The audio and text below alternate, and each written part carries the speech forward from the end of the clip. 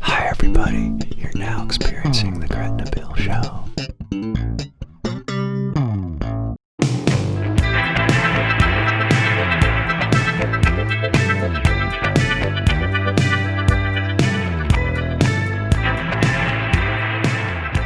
All right, well, we're rolling, Barry. So one of the first questions I wanted to ask you is, how in the world did you end up with a place in Bolivia, North Carolina to build a training facility?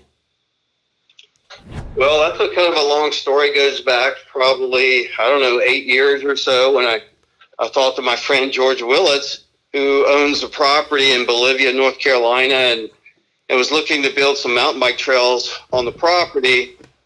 And he contacted me, and we were unable to get our club interested. However, when I saw George again at a race at the Grand National Cross Country Series, he was on the podium. I really had never seen him before, didn't recognize him, but I recognized the name. And then I was watching the rest of the ceremony of the trophy presentations, and I saw this guy in the front of the podium there with this huge was a very small but a very bright light, because it was late at night, it was dark, shining on the awards, and it really was critical. And I'm like, I think that's the same guy. So I went up and talked to George afterwards, and we realized that we already knew each other, and it just kind of went from there. Yep, your first existence of having a place to ride. You didn't want to go to the regular bike parks in Wilmington, North Carolina, which is where Barry's from. So he's doing all this great cycling out of the flatlands, living in the sand, a great professor at UNCW, and then he goes into these national mountain motorcycle races, and he competes at the National Electric Mountain Bike category 50 plus. The coolest thing about Barry is that after racing motorcycles all these years and getting into regular mountain biking and building trails, he has now switched over to the electric bike and has maintained 2 championships. One championship would be the FIM North America 50 plus category, and he also wrapped up the Grand National Cross Country Series only in its second year running 50 plus. There's still another race or 2 left. So there's the story of how Grand National Cross Country motorcycle racing has adopted and accepted specialized e-bicycles to race on Saturday nights. And now all of a sudden, Barry and I are forming a friendship, and we're seeing some old friends, making new friends, like Jeff Bolte and Susanna, who's doing really well in the ladies class. You want to add anything more about that Grand National Series? We have Steve Bruton. Well, yeah, I'd like to thank Gear Bicycles and Steve Bruton. High Gear Racing. Yes. Yeah. And I would also like to say that if anybody is interested in racing a pedal assist Type 1 electric bicycle, the GNCC series is a wonderful place to do it. It's well run. It's a professional series. It's a national series at the very top level. Lots of support there by Steve at the races, and it's just a lot of fun. If you have any experience at all on a motorcycle and a mountain bike, the Type 1 pedal assist bike is right in between. It's not a mountain bike. It's not a motorcycle. It is something totally unique, and you've got to have skills in both. If you are lacking in your mountain biking fitness, it's going to show up. If you're lacking in your bike handling skills, it's going to show up. You've got to have both, and you've got to really do well at both of those to excel in this series, which makes it so much fun because it's just different from anything that I've ever done, and a lot of people are starting to really enjoy it, and I hope it keeps going. Hey, Barry, it's Gretna Bill. How you doing? Doing good. How are you, Bill? Good. George and I have been talking about this nexus of, motorcycles and e-bikes and mountain bikes all kind of converging together.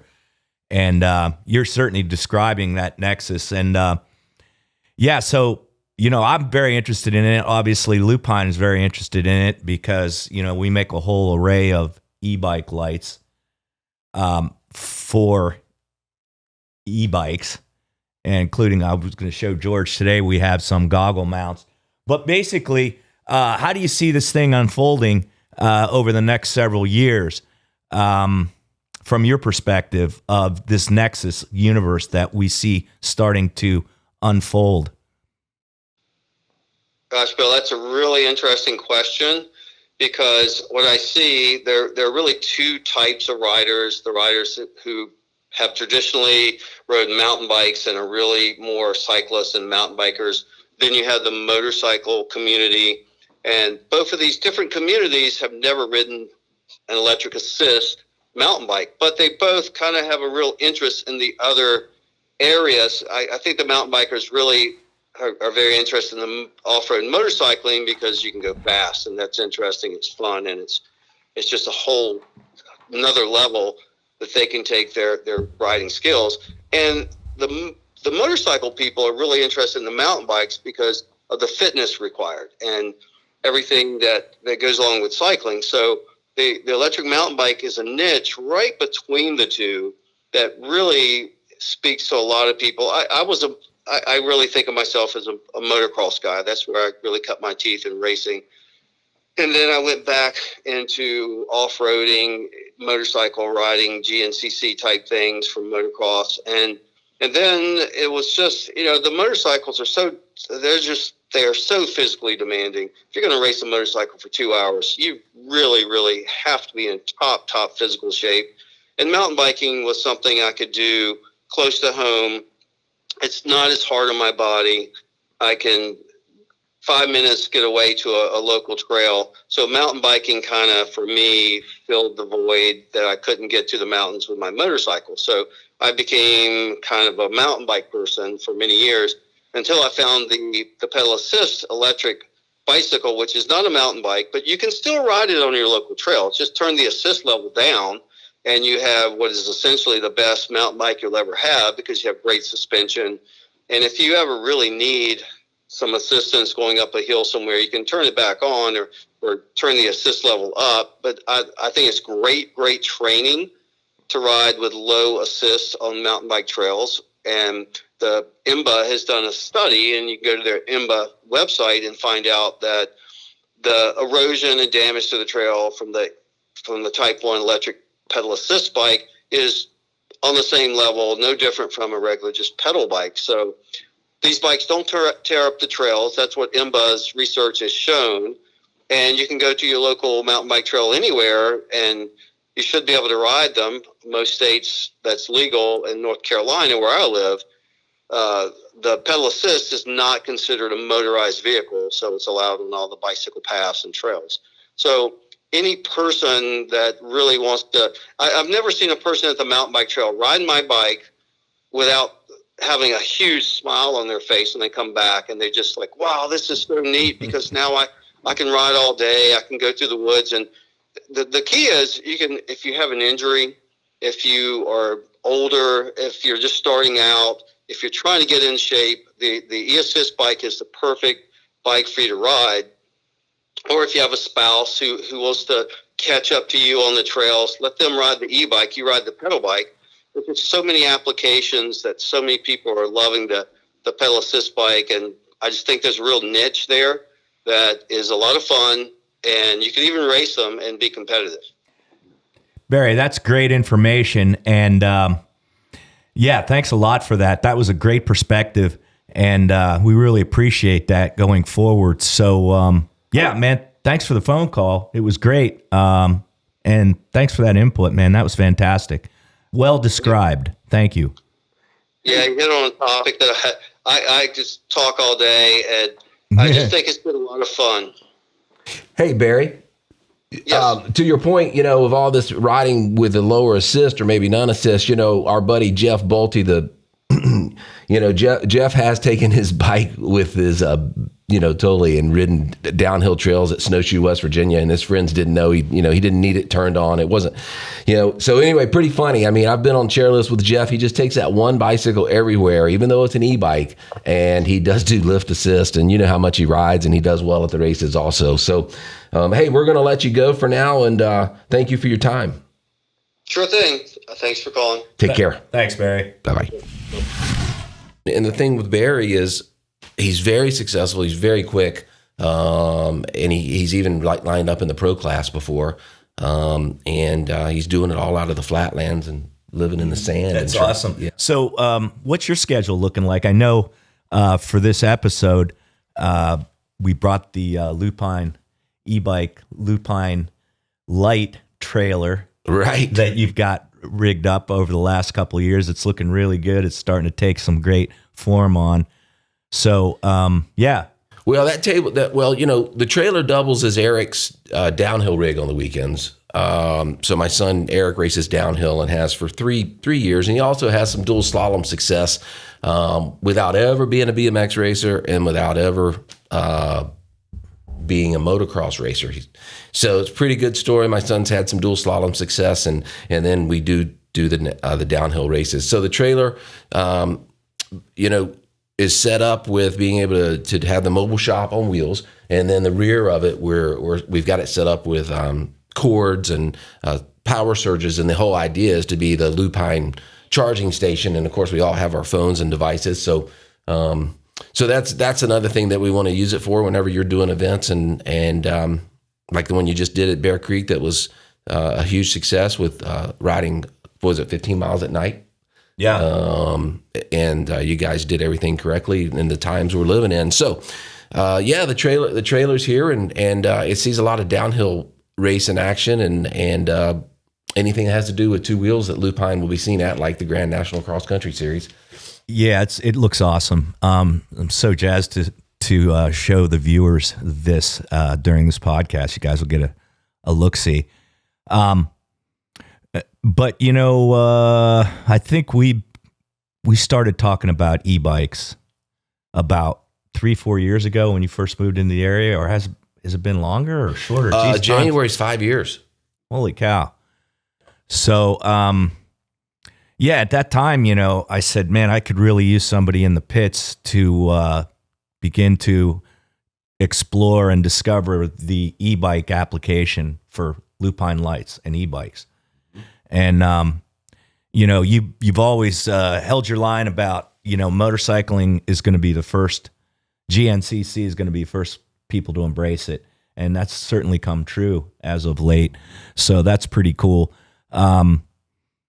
But yeah, and I kept saying, hey, it's going to catch on. It's going to catch on. And that, I think we're finally there now. We're selling a lot of e-bike lights, and you've installed 3 now, right? And so were they in Bros Motors? How's that work? Four lights have gone. I've installed 4, and it has been the Bros motor, which is also found in the Specialized bikes.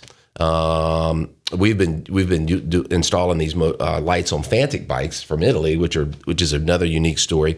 So there's 4 motors out there: Bosch, Yamaha, Shimano, and Bros.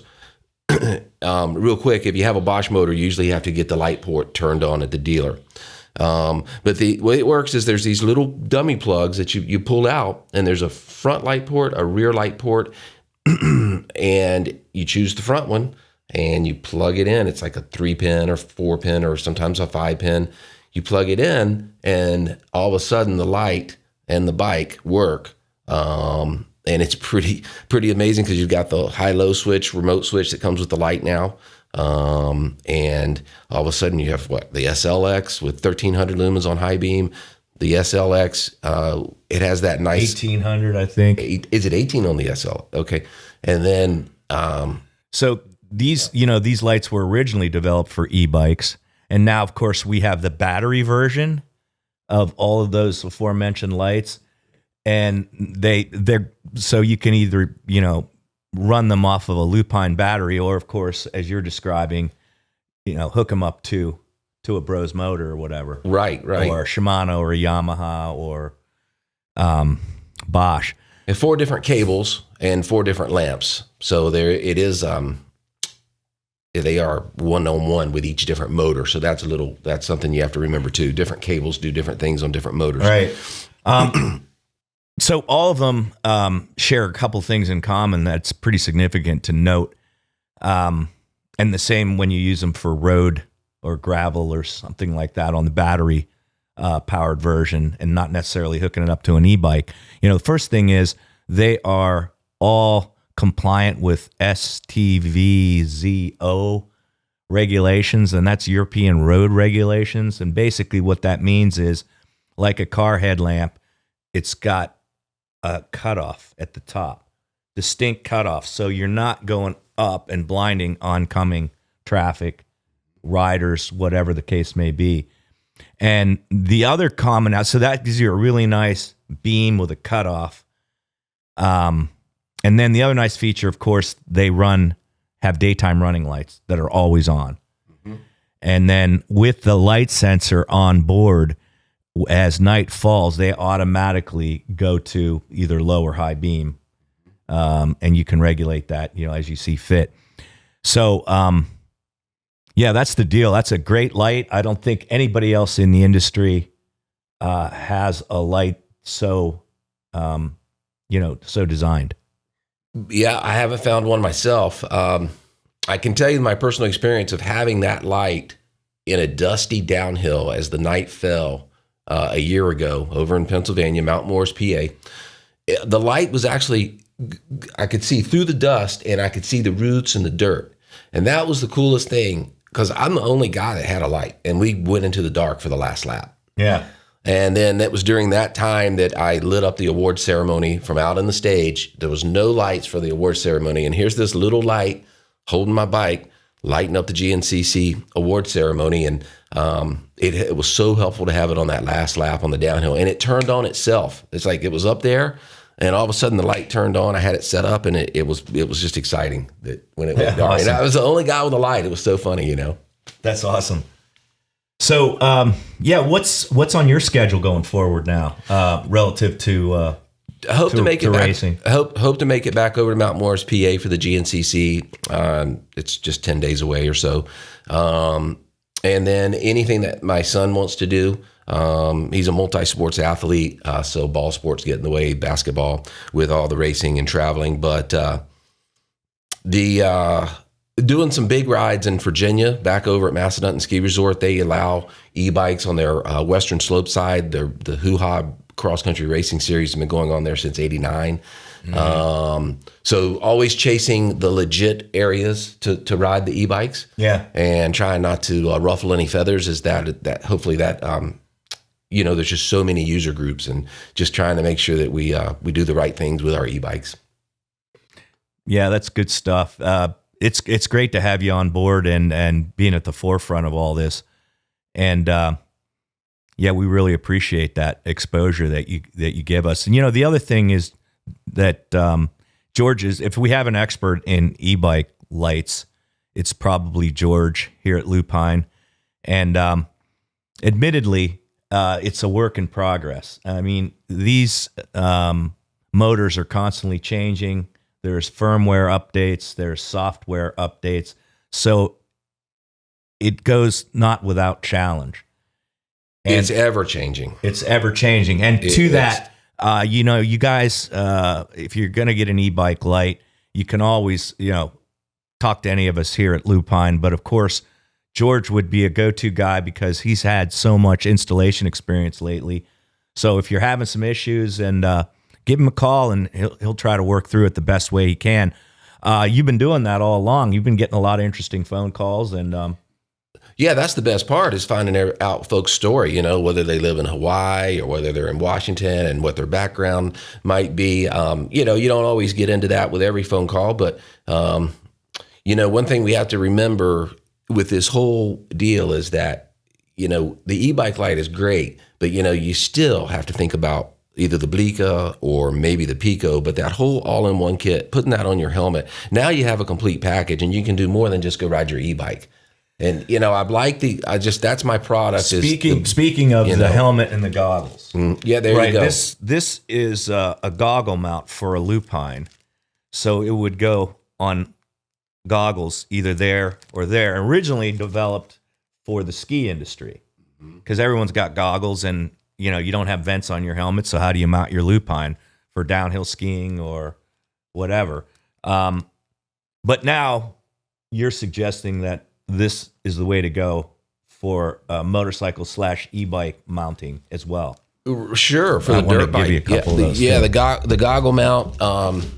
It's just another way to, you if you think about a GoPro mount, Lupine always had a way to put their lights onto GoPro mounts, but then they also have their 3M adhesive mounts for your full face helmets, and then a lot of the bikes come with the quick Velcro mount. So you get a headband in the all-in-one kit, and then you have a Velcro band, and your battery slaps on the back. And man, these batteries are so light.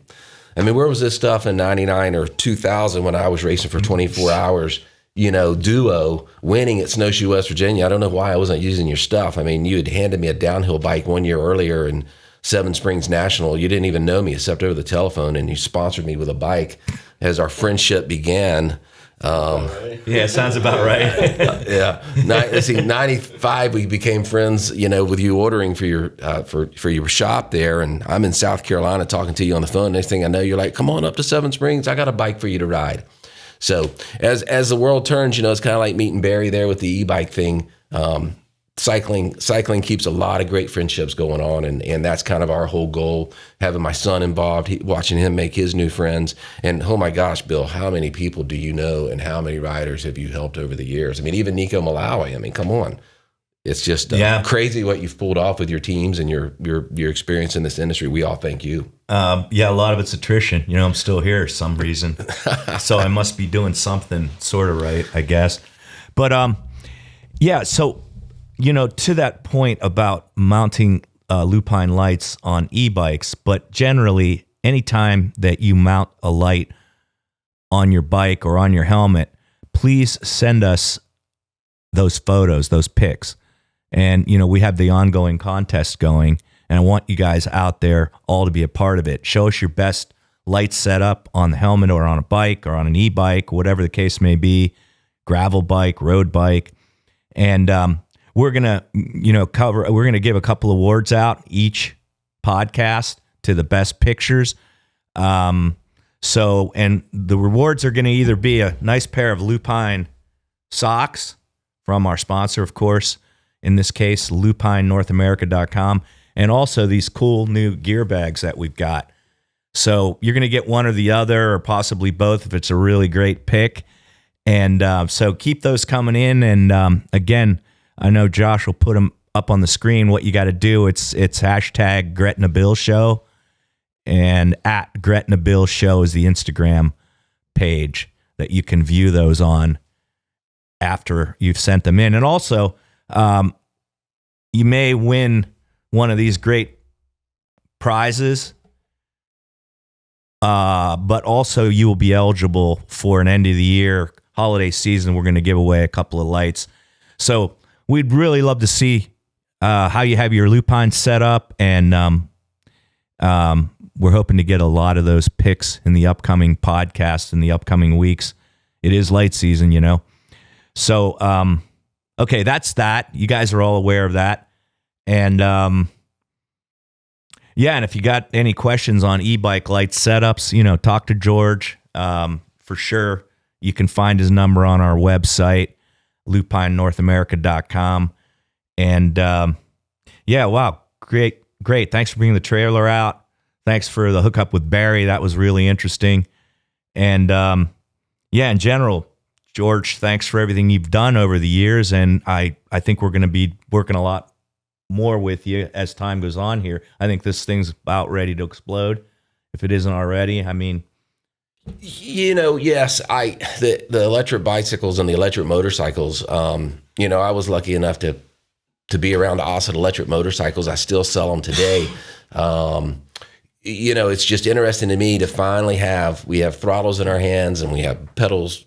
We have bikes with self-assisted pedals, and then we have other companies that are building e-bikes with left-hand throttles, kind of like a jet ski, that are class 2 and even class 3.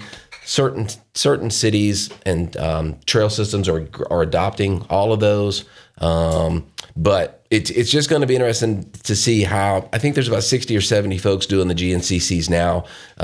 There's ladies involved. There's little people involved, like little junior athletes that are rippers on motorcycles, and now they're pedaling these bikes uphill, and they're going better than us because of the power to weight ratio. They really climb quickly, these youth riders, and you never see them on the downhill.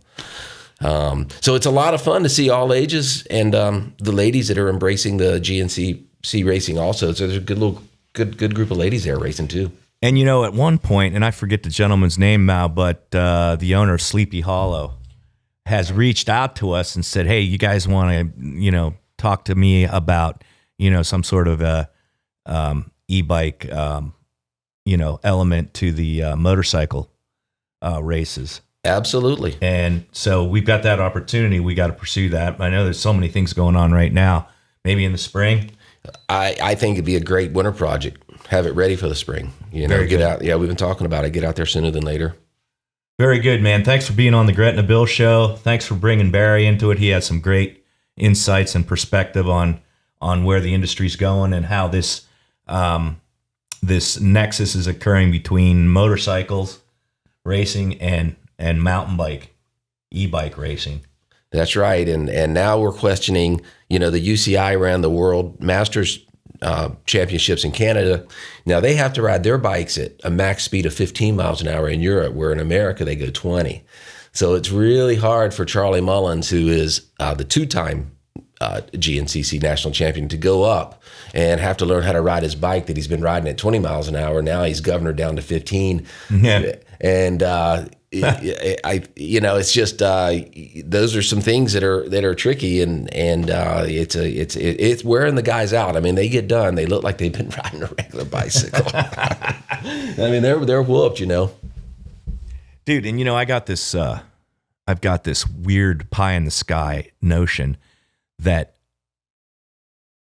it would be great to get Penn National involved, because they got racing up there. They got stock car racing. They got all kind of racing going on, and they've got the land up there. And so one of these days I'm gonna approach them and talk about maybe an e-bike racing series and a mountain bike racing venue, right? Because that's what they do up there at Penn National. Sure, right. I mean, it's like going back to Nico Malawi and the new Canoga Bike Park in North Carolina. Hope I'm saying that correctly, but he's said e-bikes are good. He's even built some trails that are like e-bike specific. As a downhill World Cup athlete, always represents us at the World Championships, which is happening this week. It's just, here we are. We're seeing e-bikes at ski areas. We're seeing they're buying e-bikes and renting them out and on private property. So use it wisely, just like a dirt bike. Dirt bikes are loud, e-bikes are quiet. Very cool. Find the good spots to ride them. Stay legit. Yep. Cool. Good advice. One last piece of business to discuss with you is, again, thank you to our sponsors. That's Lupine Lighting Systems, LupineNorthAmerica.com. That's GUERCIOTTI Bicycles, Milan, Italy, GUERCIOTTIUSA.com. Joss Zering Studios, downtown Timber Hills, Pennsylvania. And thanks to you, George. And don't forget about our contest. Get those picks in, and you can get a nice pair of Lupine socks or a Lupine gear bag, a mini gear bag for your light. Hey, guys, I'm back for a moment here. I forgot to mention this week's contest winners for the best Lupine mounted lights on their bikes. And we've got two winners this week. We've got young James Stewart. I think his first name is Miles. And that's a Pico mounted onto a Strider bike. And then also we have Todd Nicholas. His GUERCIOTTI mounted his GUERCIOTTI Brera gravel bike with Lupine light on the front of it. And in that case, I think what you see there is a headset spacer with a GoPro mount on the front of it, And then the light is mounted with a GoPro mount option right to the front of the steer tube of the bike, basically the headset. So, yeah, very cool setup. Todd, way to go. Miles, way to go. And you guys get one of each. You guys either get a pair of Lupine socks or a Lupine gear bag. You let me know what you prefer. And thanks again for getting those picks in. Appreciate it. All right. Long live long rides. Peace out.